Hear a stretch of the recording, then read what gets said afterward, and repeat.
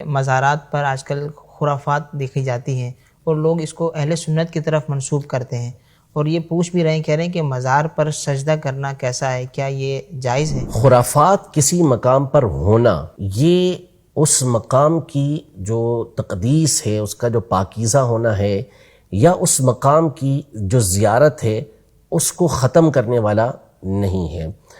خرافات کو ختم کیا جائے گا، نہ کہ اس جگہ پر جانا، اس جگہ کی جو تقدیس ہے، اس کی جو پاکیزی ہے، اس کو وہ ختم کرے۔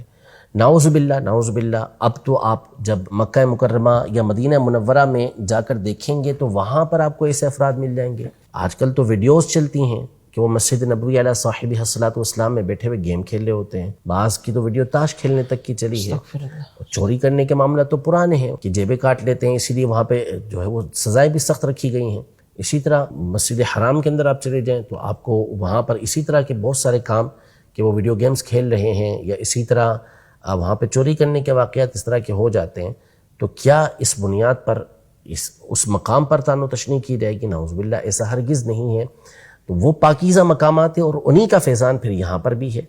تو ان مقامات پر جو خرافات ہو رہی ہیں، تو اصل تو یہ ہے نا کہ آپ یہ پوچھیں کہ ان خرافات کا ذمہ دار کون ہے۔ علماء اہل سنت تو اس کا سختی کے ساتھ رد کرتے ہوئے آ رہے ہیں، مسلسل ان باتوں کو بیان کرتے ہیں کہ وہاں پہ جو افراد اس طرح کے بیٹھتے ہیں اور عمومی طور پر وہ مزار کے باہر کے کسی پورشن کے اندر موجود ہوتے ہیں، اور وہاں پر وہ خرافات جو کرتے ہیں، یعنی جہاں کرتے ہیں، ہر جگہ ایک ضروری نہیں کہ ایسا ہو، جہاں ایسا معاملہ کرتے ہیں تو وہ ان کا ذاتی فعل ہوتا ہے۔ علماء اہل سنت اس کی سختی کے ساتھ ہمیشہ تردید کرتے ہوئے آئے ہیں، اس کا رد کرتے ہوئے آئے ہیں۔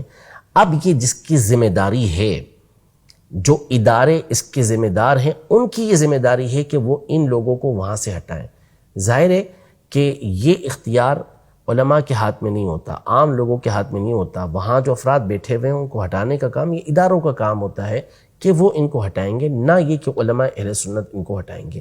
وہ تبلیغ کر سکتے ہیں، وہ سمجھا سکتے ہیں، وہ بتا سکتے ہیں کہ بھئی یہ غلط ہے۔ خود امیر اہل سنت دامت برکاتہم العالیہ جو اس دور میں اہل سنت کی نمایاں ترین شخصیت ہیں، انہوں نے اس حوالے سے کتنی مرتبہ ان چیزوں کی تردید کی ہے کہ ہمارا ان لوگوں سے کوئی تعلق نہیں ہے، اور ان خرافات کو ہم غلط کہہ رہے ہوتے ہیں کہ وہاں بیٹھ کر جو بھنگ پی رہے ہوتے ہیں یا عورتوں سے ملاقات کر رہے ہوتے ہیں، نمازوں کو چھوڑ رہے ہوتے ہیں، ان سے ہمارا کوئی تعلق نہیں ہے۔ یہ چیزیں چاہے اس مقام پر کی جائیں وہاں بھی غلط ہیں، کسی اور مقام پر کی جائیں وہاں بھی غلط ہیں۔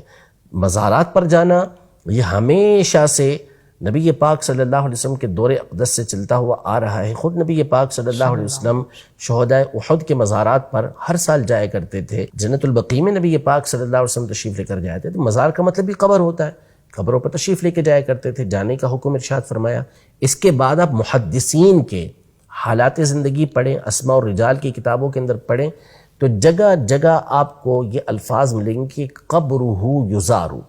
وہ محدث تھے، ان کا انتقال ہوا اور ان کی قبر کی باقاعدہ زیارت کی جاتی تھی، اور بڑے بڑے ائمہ کے آپ کو حالات زندگی کے اندر ملے گا کہ وہ دوسرے ائمہ کی قبروں پہ جا کر حاضری دیا کرتے تھے، وہاں اپنی حاجتوں کو اللہ کی بارگاہ میں طلب کیا کرتے تھے۔ تو اصل جو عقیدہ اور نظریہ ہے وہ اس فکر کے علماء بیان کریں گے کہ اصل عقیدہ اور نظریہ کیا ہے۔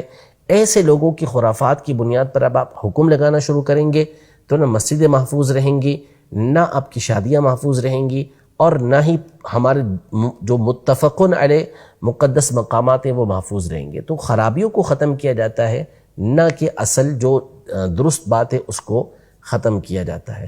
پھر رہا سجدہ کرنا، تو یہ ابھی کی بات نہیں، برسہ برس سے ہم لوگ بھی بیان کر رہے ہیں، اور خود امام اہل سنت اعلیٰ حضرت فاضل بریلوی رحمۃ اللہ تعالی علیہ نے مستقل اس کے اوپر رسالہ لکھا ہے، الزبدۃ الزکیہ لتحریم سجود التحیہ۔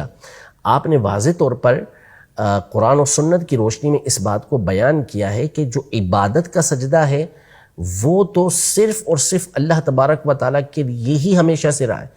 حضرت آدم علیہ السلام سے لے کر نبی پاک صلی اللہ علیہ وسلم تک کسی نبی علیہ السلام کی شریعت میں یہ جائز ہوا ہی نہیں ہے۔ یہ صرف اور صرف اللہ کے لیے، جو اللہ کے علاوہ کسی اور کو عبادت کا سجدہ کرے تو وہ کافر ہو جائے گا، وہ دائرہ اسلام سے خارج ہو جائے گا۔ دوسرا سجدہ ہوتا ہے تعظیم کا، کہ کسی کی رسپیکٹ کے لیے، کسی کی تعظیم و توقیر کے لیے اس کے سامنے سجدہ کرنا، تو یہ پچھلی شریعتوں میں حلال تھا۔ حضرت آدم علیہ السلام کو فرشتوں نے سجدہ کیا، یوسف علیہ السلام کو ان کے بھائیوں اور ان کے والدین نے سجدہ کیا، لیکن ہماری شریعت مطہرہ کے اندر یہ بھی حرام ہے۔ یہ تفصیل کے ساتھ احادیث طیبہ کی روشنی میں اعلیٰ حضرت امام اہل سنت رحمۃ اللہ تعالی نے بیان فرمایا کہ نہیں، ہماری شریعت کے اندر نبی پاک صلی اللہ علیہ وسلم نے تعظیم کا سجدہ بھی منع فرما دیا، تو نہ مزار کو سجدہ کر سکتے ہیں، نہ کسی انسان کے سامنے سجدہ کر سکتے ہیں۔ سجدہ عبادت کا ہمیشہ سے اللہ کے لیے رہا، تعظیم کا سجدہ پچھلی شریعتوں میں جائز تھا، لیکن ہماری شریعتوں کے اندر یہ بھی حرام۔